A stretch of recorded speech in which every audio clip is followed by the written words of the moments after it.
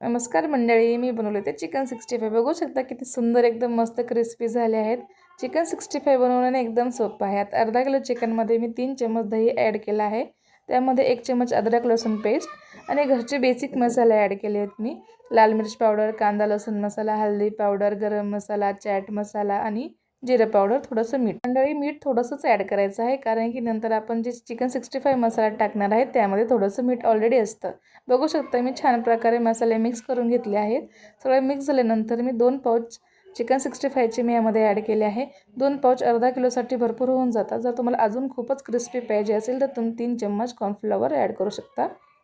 मसाला add झाल्यानंतर त्यामध्ये मी 1 अंडा ॲड केला आहे आणि थोडीशी कोथिंबीर आणि थोडासा कढीपत्ता ॲड करून मी अर्धा घंट्यासाठी छान प्रकारे मॅरिनेटसाठी ठेवलं होतं। मॅरिनेट झाल्यानंतर तेल गरम करून मी चिकन 65 फ्राय करून घेत आहे। आता हे चिकन 65 मीडियम फ्लेमवरच फ्राय करून घेत आहे कारण की छान तळले जातात आणि क्रिस्पीनेस पण छान येतो।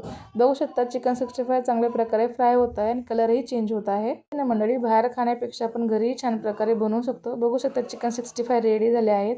तुम्हाला जर हा माझा व्हिडिओ आवडला असेल तर प्लीज शेअर करा, सबस्क्राईब करा आणि लाईक करा।